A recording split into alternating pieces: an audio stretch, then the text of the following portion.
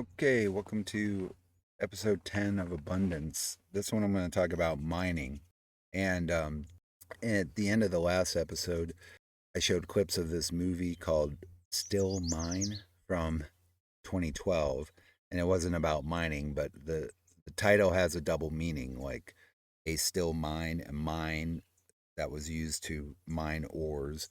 And now it's still. And a lot of what I'm kind of talking about in these videos is that goes along the lines that everything we've been taught is a lie.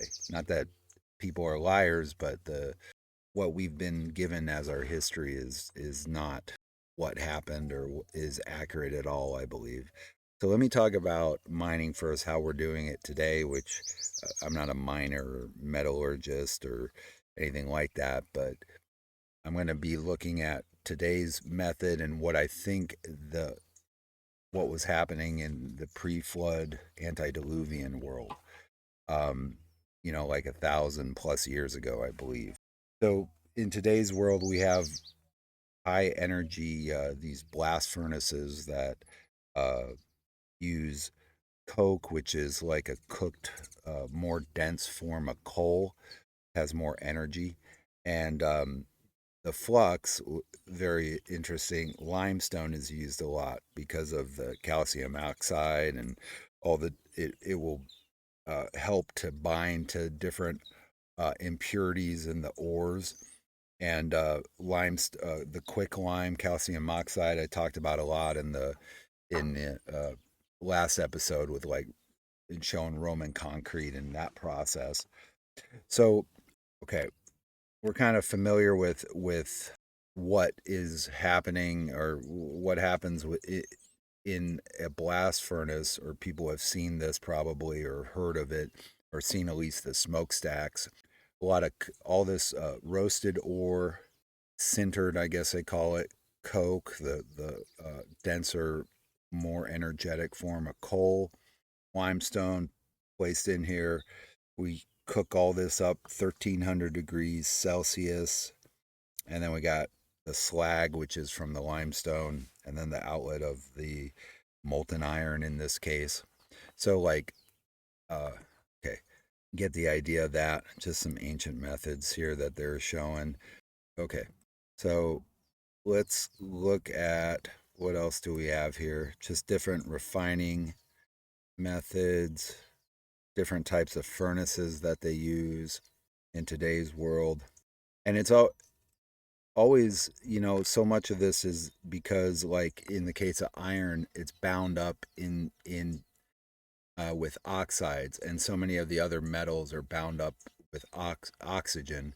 Um, and so there iron oxide in the ore, and then in the case of these blast furnaces today, we're using they're showing carbon monoxide, so that it'll or carbon and like that's in the limestone, the flux and calcium carbonate, and we'll bind with the oxygen, and we'll get CO2 or carbon, different forms of carbon monoxide, carbon dioxide as a result as waste.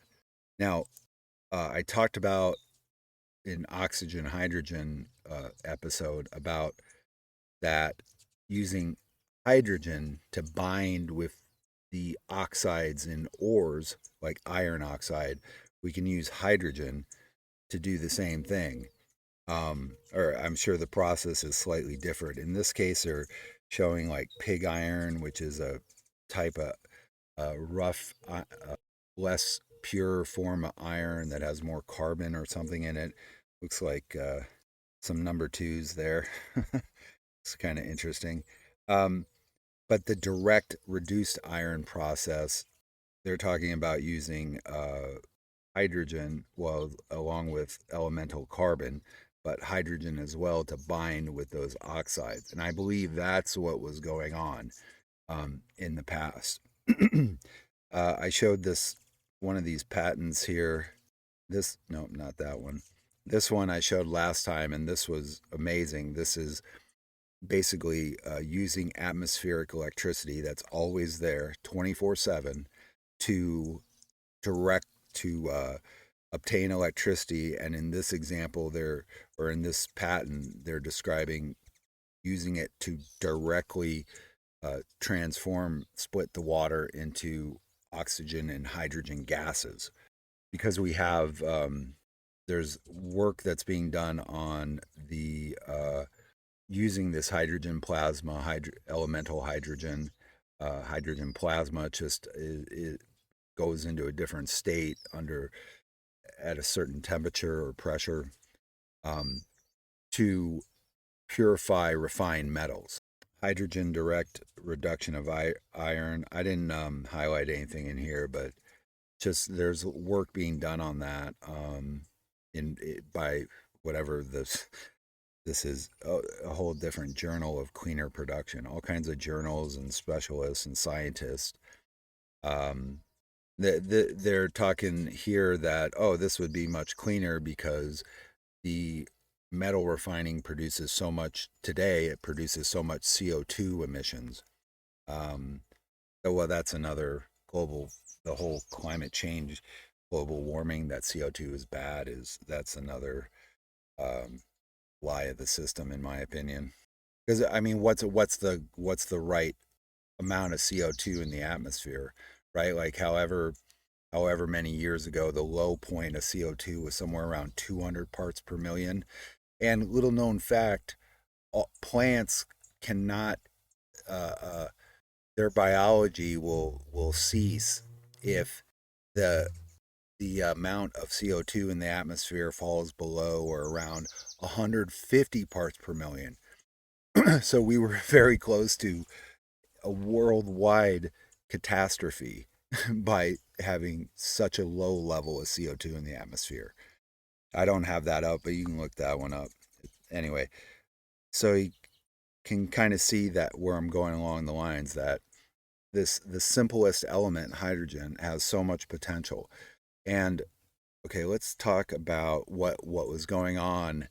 Um, I don't want to look at the mining processes today, but I want to look at what has been hidden or obfuscated, or forgotten about, or just ignored, right? Um, as our his what was happening in the past related to mining.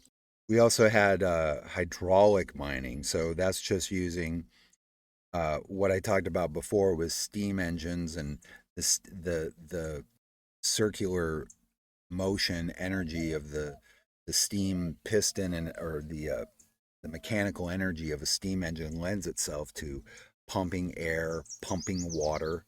And so this guy's using some sort of steam engine to just spray water on some bed that of dirt or a ravine, and then it's all going to flow down, and they're going to obtain gold, supposedly from purified gold from the from from washing and cleaning and doing the panning, or however it would go with a larger operation.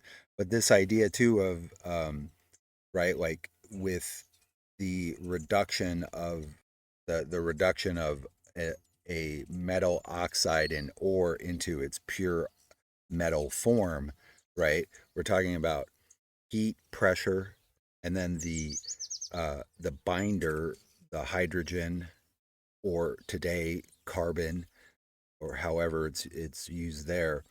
But going back to this patent, there, this is going to freely produce 24/7 oxygen and hydrogen gases. So what do you do with it if you're not using it? You could theoretically just pipe it into the ground where you believe there's ores and stuff, and have it theoretically trans under because it's underground. There's going to be natural pressure that's built up, right? And so there, anyway, we could have been just, there's so many uses to this, because I have to do some math on this, but like just using the electricity, obtaining the hydrogen and oxygen gases, and then literally just burning them. And like, wow, oh, you can't do that because that's just going to produce water vapor. We can't make money off that. Like the water vapor is going to go up and come down as rain somewhere. Oh, there's no profit in that. No, but there's plenty of life in that, isn't there? Anyway, so can't have that.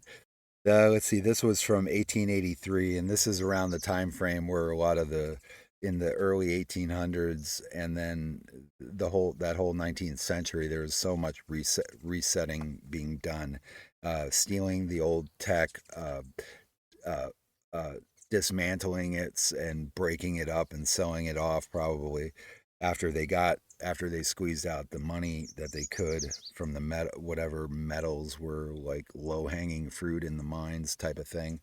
So let's look at some of the operations. Oh, this is just different types of coal that's used and then made into coke. Don't need that. This is more on coal to make coke and steel. So steel is just well, I don't know just, but I believe it has more carbon in it than iron. And anyway, oxygen. Oh, and they're adding oxygen in. Interesting. Limestone, sintered iron ore, met coal blend, coal and coke. Okay. That's our okay evidence that we can use hydrogen just directly. Let's see that one, and this has some more intricate details on all the different types of metal refining, and has a this graphic has a lot of you can see all the different processes involved, all the energy, burnt the waste gas that's burnt. I mean, anytime we're using hydrogen and burning it, we're getting a water vapor. How much? How nothing cleaner? Nothing. Nothing. Oh no, that's too simple for today. Um, this is just showing all the different mines in Arizona. I live in the Verde Valley in Arizona, and it's Arizona has a huge number of mines abandoned and whatnot. It's many still in use, of course, too. But where was here? Yeah, these were all the different types of mines in northern Arizona, Grand Canyon area. That's uranium. Yeah, interesting, interesting. And then we have gold, copper, silver, all throughout the state. Most, I think the largest are copper mines. Let's see. Oh, this was just old photos. I don't want to show that. Uh, Let me show you just this was a video. I'll give a link to this because I'm not related to, I'm not connected to this guy's channel at all. But he shows this one.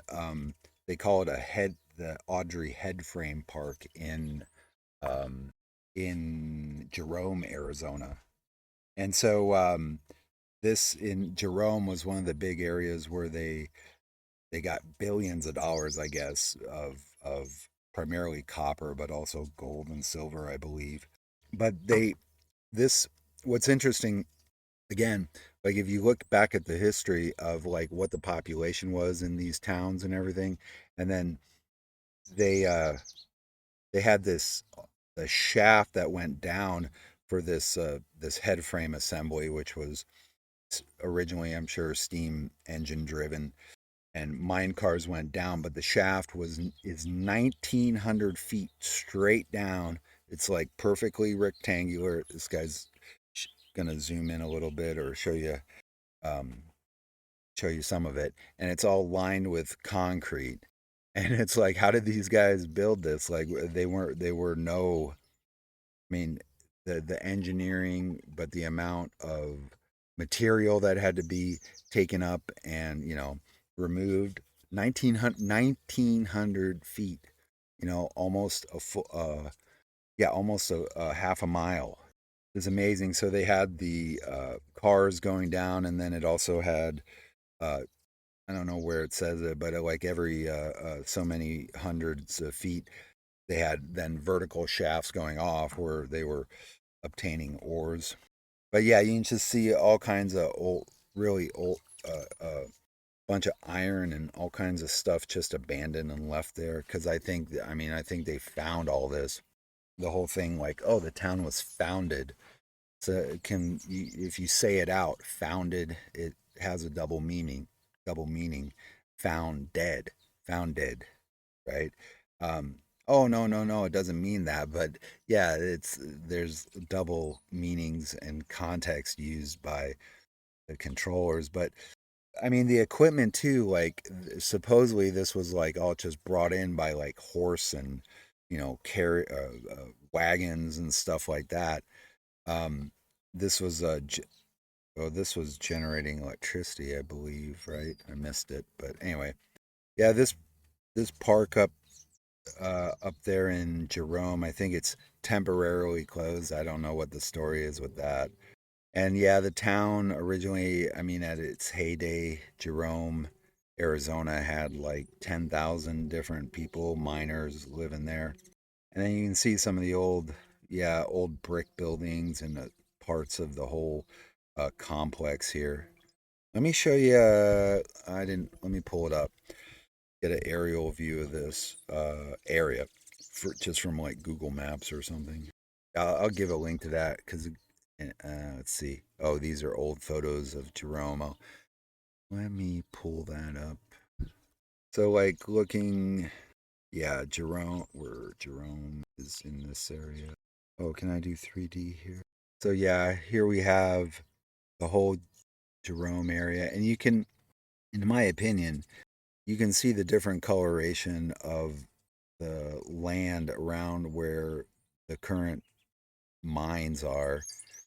And yeah, I believe these are like the removal and the of what was mined out, right?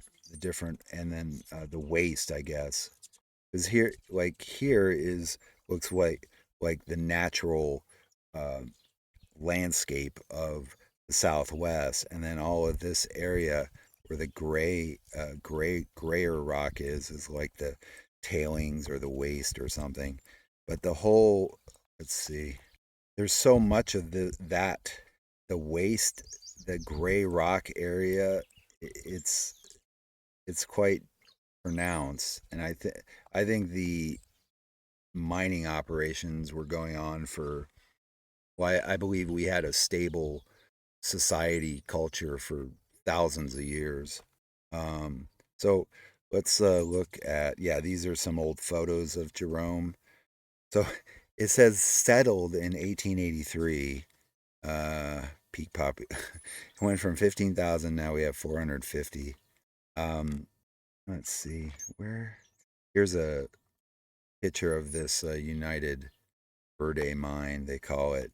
But all of this was supposedly like built uh, all of this was supposedly built up, in the 1800s. The smokestack, smelter, all of the iron and stuff, machinery that was involved. Oh, they found it, in my opinion. I mean, let's look. Ore wagons. They were using wagons for all of this stuff. And this is really this kind of really brings it home, or makes my case a little bit a piece of evidence in that uh, our history is not what we think it is, or not what we've been told or taught. So let's see what it say. This Montana hotel was supposedly built in 1900, constructed for the employees. Like, this is too nice for employees. Like, no, they and then and then only 15 years later, the hotel was gutted by a fire in 1915. So built around 1900, let's say 1890, maybe they started it, whatever the story is. And then 25 years later, it goes up in flames. And you can look, I mean, we got all kinds of limestone foundation here. It looks to me like, here they're like digging it out, like from uh, a type of flooded situation. And this is another big rabbit hole. You can look at the mud flood and flooded buildings or buried buildings. 100%. There's a major catastrophe happened. But the point about I'm saying is, like, my guess is what happened is they dug this out and then they're like, hey, well, let's just use this as our, for us, our the employees, and then or the miners, and then they kept digging and maybe found stuff as they went down. They're like, oh no, we need to destroy it now. It's all brick. Well, the limestone foundations here, and then brick, and we have even like these columns. They have like a I don't know, Greek looking style, but I mean, just it's just gutted and destroyed, right? And Jerome's interesting. There's all kinds of old stone buildings there that are quite interesting. But yeah, the idea that they built all this. Okay. That one was built in 1926, supposedly. It's possible. But yeah, you can see here too about like you can find all kinds of videos on the mud flood stuff. But I'm kind of going down a rabbit hole or digressing a little bit. Let me show you some more on the equipment and stuff that was used, right? So, okay, this goes into the caves that I want to talk about. Yeah, this is good on some of the equipment. What I want to show here, yeah, this one. This is another mine in Arizona. I didn't get the name of the town. What was it? Morenci, Arizona mine. But look at this. Look at I mean, just the quality and size of this machinery. And then what's interesting is like it's in like dis. Oh, maybe not. It almost looked like these bolts were being taken out. It's got a wrench there. Yeah, they are because there should be two bolts here at the top. So it looks like it's in some sort of disassembly. But I mean, look at the quality and the size of this equipment. This guy's, well, let's say he's, average heights. Let's just say 6 feet. I mean, these giant gears are 6 feet in diameter. I mean, unbelievable. The quality and the engineering that was in our old world that's been taken from us, stolen. Yeah, this was, I mean, and then just the weight, all this the metal cabling where they were like hoisting up the cars filled with ore and stuff. Let me make sure I'm not muted. Okay. Let's see. Um, yeah, we got old steam engine, locomotive. It's like everyone's just posing for photos and stuff. Okay. Anything else in here? Of course, there's all kinds of smog and stuff produced because they were using the smelter, or they were melting down and refining in the metals in the smelter in the currently what we're using as the blast furnace process, and there was all kinds of toxic shit that they were spewing out. Um, this was just other. No, this didn't really have. I got one on here. Oh, I guess not. Oh, it is interesting though that all this stuff with the EPA, and it's like what's the point of them? They're like they're not for the people or for the resources. They're just there for the corporate class who wants to steal the resources. These guys are this Arizona copper smelter. They're exempted from a clean air mandate. What? It's a bunch of horse shit. All you guys are like betrayers and to humanity, in my opinion. And so much of this gets locked up in the government apparatus, right? The BLM, Bureau of Land Management, administers, so that they can get they create a false economy and stuff, create all this with the mining claims and whatnot.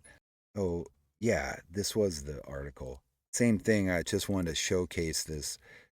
This was a Cornish pump at Tombstone, Arizona, Tombstone Mine, 1890.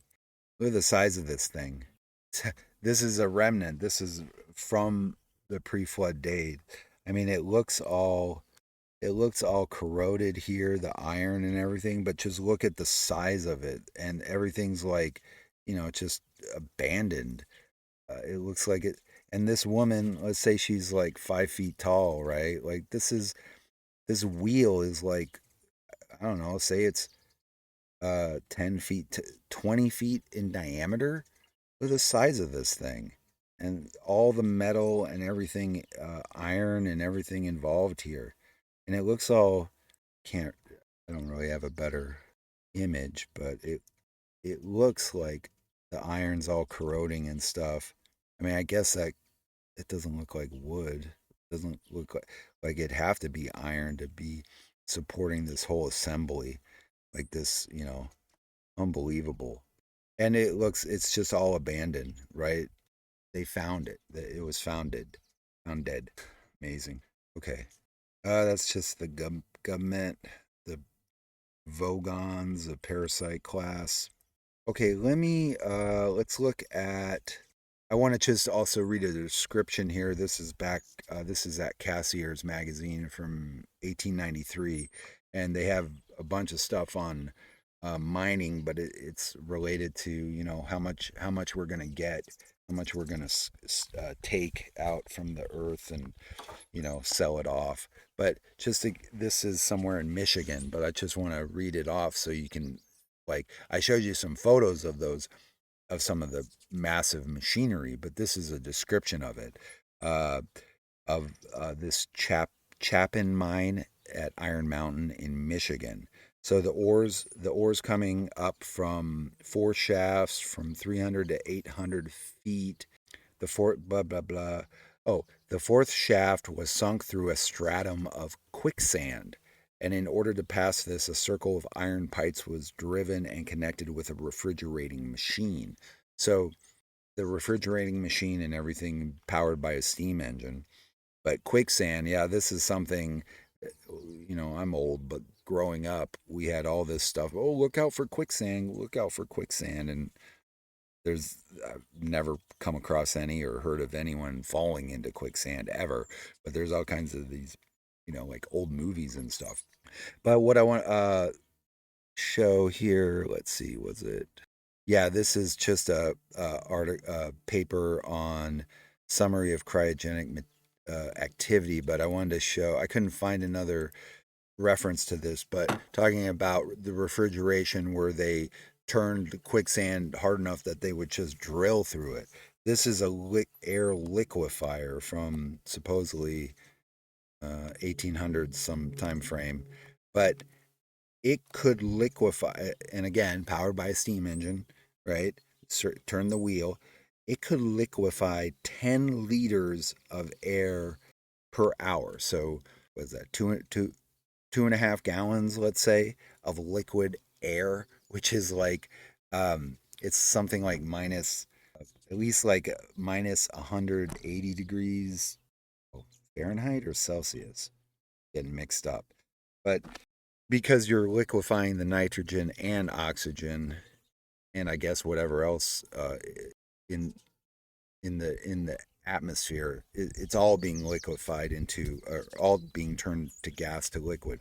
But just the engineering of this, I mean, we have 3 pipes in one here, and it looks quite compact. I don't know the size specs on it, but 10 liters per of liquid air per hour just by turning the wheel. Okay. And okay. So, back to the description here.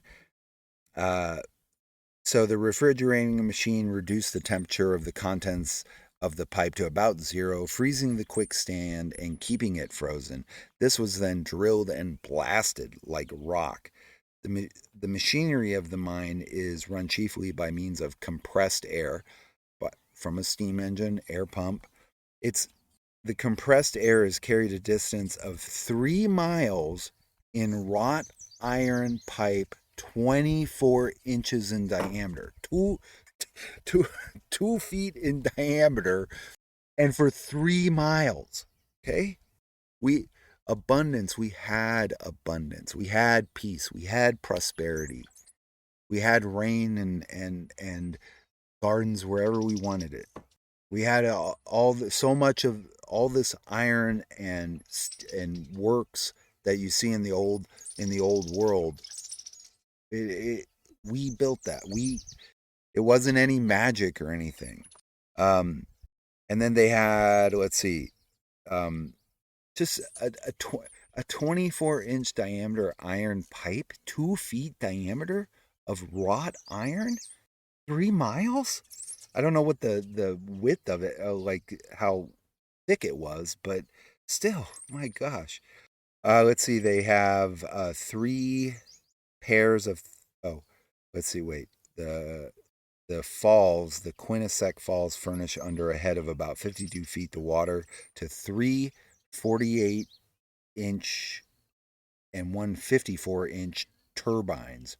So for electricity or for something else, for driving the steam engine. There are 3 pairs, so 6 of 32-inch diameter and 60-inch stroke. That's the pistons, right? And 1 pair 36-inch diameter and 60-inch stroke compressors. Oh, these were, so we had 6, we had 32-inch, I mean that's almost 3 feet, 36 inches, but the 32 inches in diameter, and the stroke was 60 inches. That's 5 feet. Okay. This was for pumping all of this air that went in that 2-foot wrought iron pipe for 3 miles. The number of employees varies from, the compressed air is the motive power for the hoisting plant and also for more than 100 power drills from that assembly, right? Immense power. The ore is, and then the employees, 1,800 to 2,000. So they have all these different, let's see, the ore is found, broken down by power drills, compressed air, hammers and drills, loaded on mine cars, taken to shafts, hoisted to the surface, or a cable conveys it to the trestle. And then they have railroad cars, and then also a steam shovel. By this means a 20-ton car has been loaded in 4 minutes. Wow. One shaft. In 1 year, over 700,000 tons were mined. Wow. So you just to get the idea of what the operations were that were lost, but now they're still, they're quiet. The mines are still, they're dead, right? Let's look at some other stuff here. Oh, no, not that. These were all the different. These are all the different. Just one page. Yeah. Abandoned mines, right? So all of these were mines that are now abandoned. And so you're telling me that, all these mines were, people just were able to come in the 1800s and drill 1,000-foot shafts left and right and mine all this stuff in the 1800s? No, they found it. It was founded. They found all this stuff out here. Oh yeah, and then we have all the different lands to grift for the administrative parasite class, so they can grift. Okay, now let's get into some theoretical stuff about this. Well, I guess first let me look at what else I got here. Oh, this is just the copper mining article.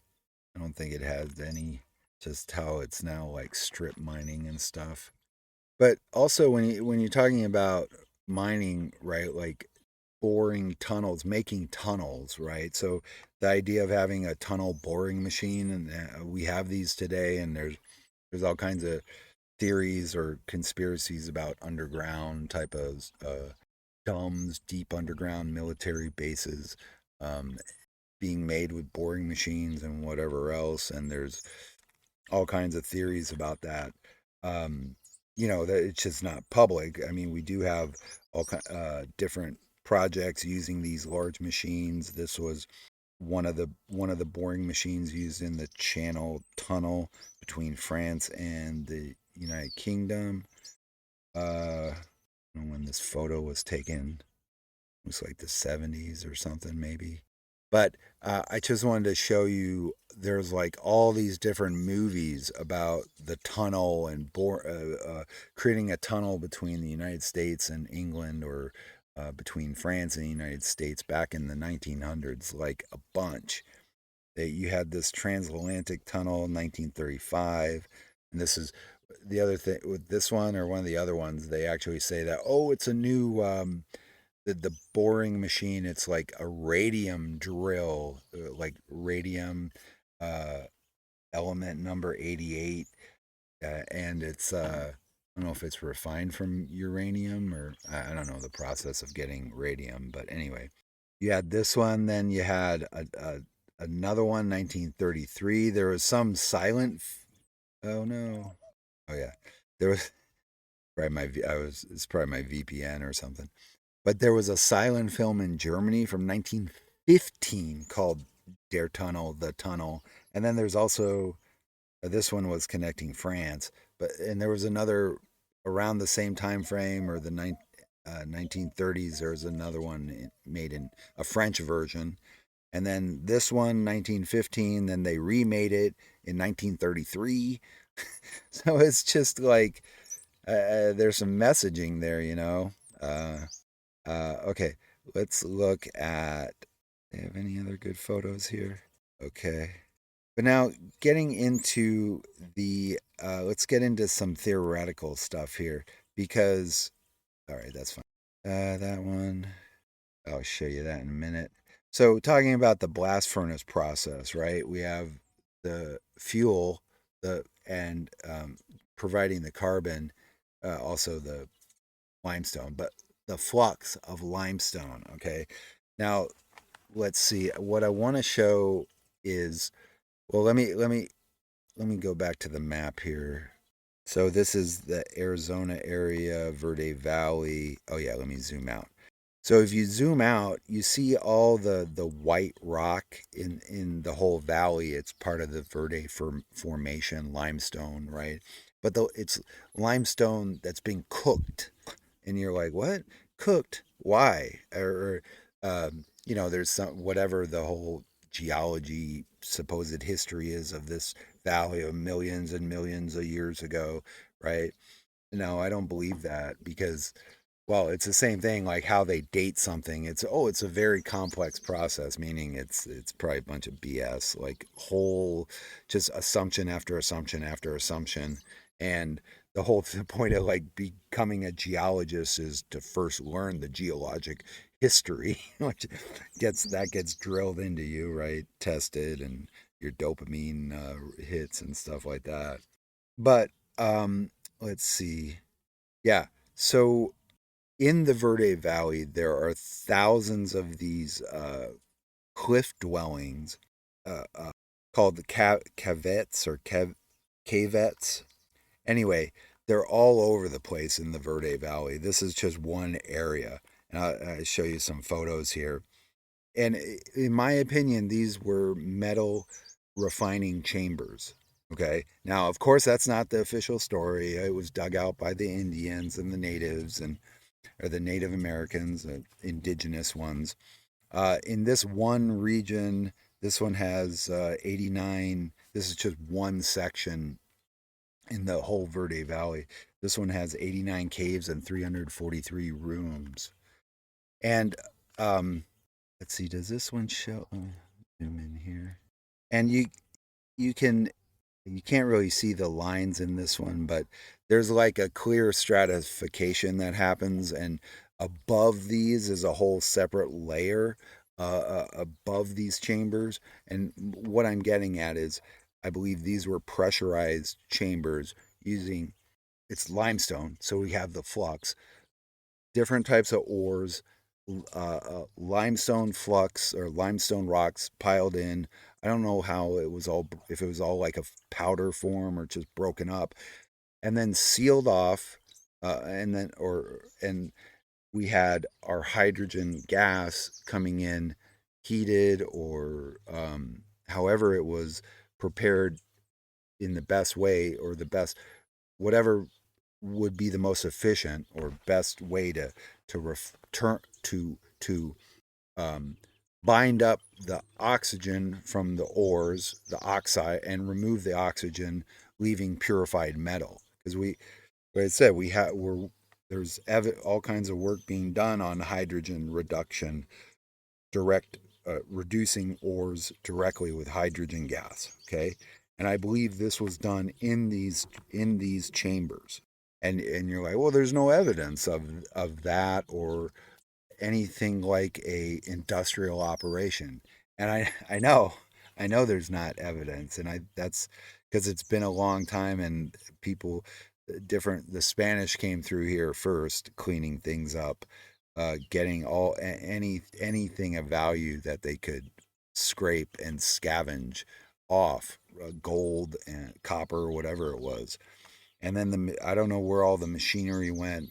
We definitely had a flood event. Yeah, this is theoretical for entertainment purposes only, but let's see. And then did this have? Oh, this had the Fibonacci spiral. That's why I had that up. Yeah, so check this out. Like this is one of the floor on the floor of one of these cavettes, and just to show you what I'm talking about. Let's see. Yeah, I make it smaller. Look at that. I'm not there yet. It fits this. That was an image of the Fibonacci spiral, and it fits it perfectly. I mean, yeah, maybe I'm a little off there, but well, basically, I just didn't have the zoom right.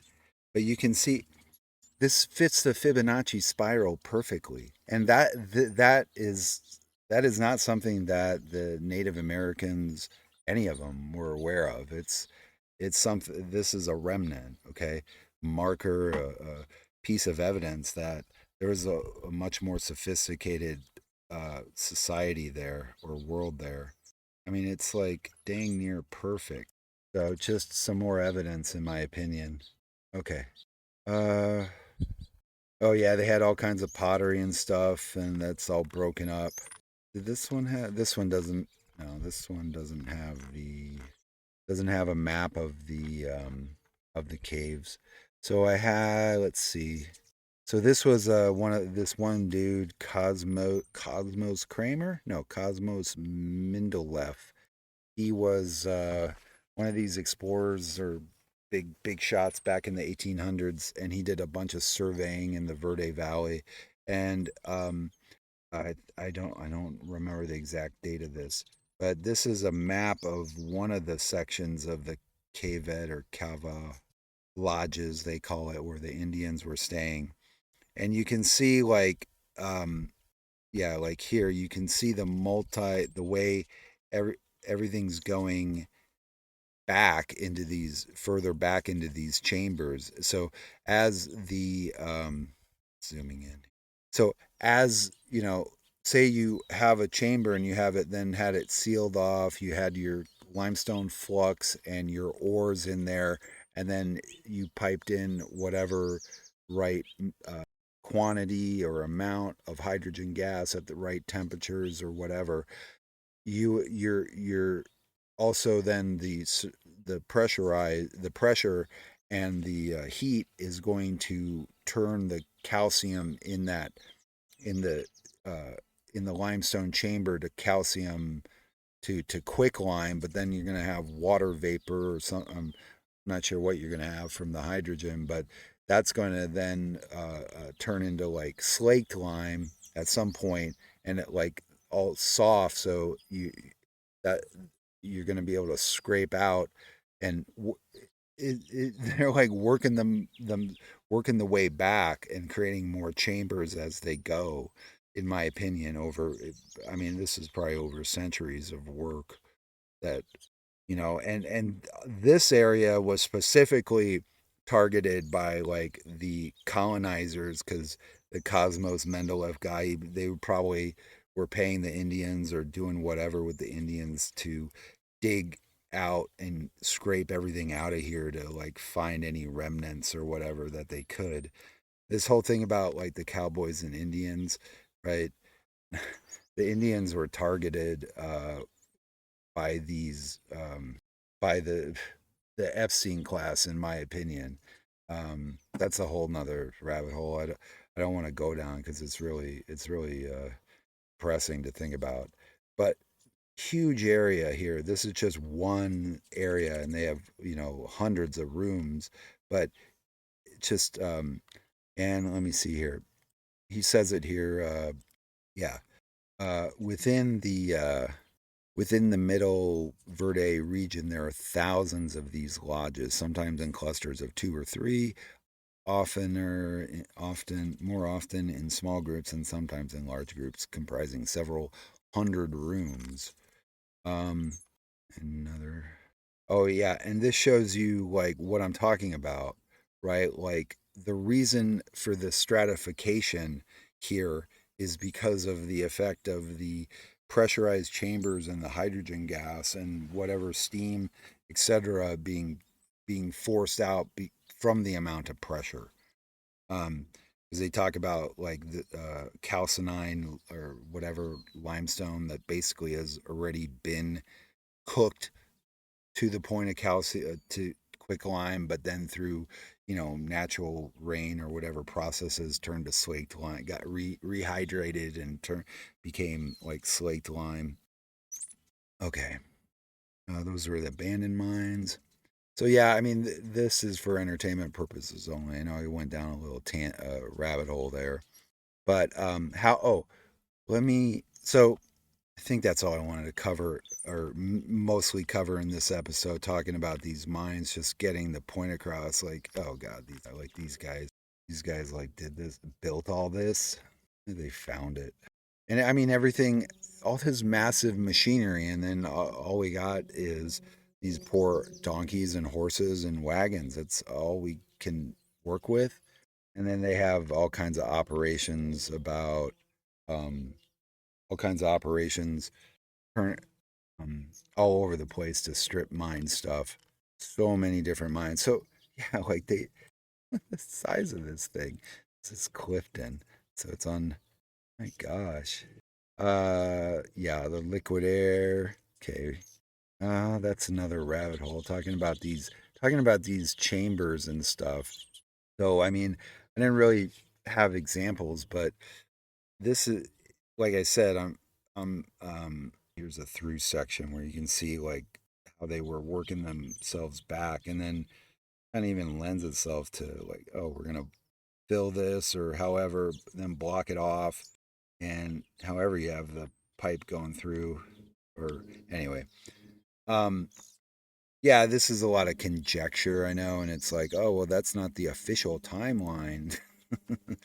Yeah, I know, but where did all this stuff come from? The amount of iron and material and quality and weight amount of the stuff. Where did it all come from? It didn't come from like some central smelter that they can nickel and dime you to death for. No, it was some sort of collective community society that we lived in, and it was peaceful and prosperous, and we had abundance everywhere.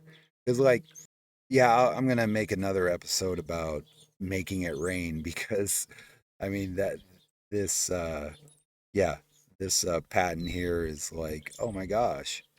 Oh, well, that's stupid to just use electricity to split hydrogen and um, split water into hydrogen and oxygen and then just burn it. That's dumb. I gotta look like how much rain could you make? Yeah, but we need to charge. People need to pay for the rain. If we make the rain, they need to pay us for the rain. Of course, it's just this whole system, money grubbing, greed, money is your god world is coming to an end. Um, so like we okay, in the next episode, I'm going to talk about airships because obviously hydrogen lifting gas, right? But also, um, one more thing related to the mining is like how were they able to create such straight shafts? I mean, I understand going straight down, yeah, but I mean they had very straight vertical shafts, and the amount of the work I didn't like. There's mindat.org, but like trying to find it would be a good analysis to see like, oh, how big and long these shafts were, and how the heck are you gonna this small crew, like people, just pioneers, just a few guys coming in, like they dug all this out, they did all this work. No way, impossible. Explain, show us how, right? But one of the oh, here it is. So this is this is just some commercial device today, like underground communication cave, well, they say cave rescue system, but in the specifications it's the frequencies. So the frequencies here, these are ultra low radio frequencies in the ultra low spectrum, and so the distance that they can travel is very great. Oh, and also they travel great distances through the ground, through the air, through the water. Um, Ultra low frequency, right? And that that kind of relates back to well, I'll talk about it more with the airships, but how were they able to create these uh, shafts and whatnot that were perfectly straight in a lot of cases? Um, yeah, I'm gonna say some sort of ultra low frequency radio waves were at play. Um, and then let's see, the last thing. Oh, did I close it? Oh, I missed this one, but here's one of these massive air compressors used for the power tools. Look at that. Look at the quality. Oh, it's cracked. Huh. It got cracked, but look at the engineering and the quality of this thing. No way these clowns made this. They found it. This is a steam a weighted pendulum like regulator for the steam pressure. So it would yeah, that's what this is. So what the way this would work is at whatever the amount of steam pressure needed for this machinery, the the pressure, let's say it would be 150 pounds per square inch, right? It that that weighted pendulum device would like get pushed up, and then because of the weight of the gravity, it would open up, release a little bit of the steam, and then come back down, so that you would always be hovering right around at the or whatever the specified pounds per square inch was for the device. Oh, let me open that back up one sec. Yeah. Okay. So in the next episode, I'll talk about airships and whatnot. But one thing I'll leave you with is in one of the some video I was watching on like old world buildings and stuff.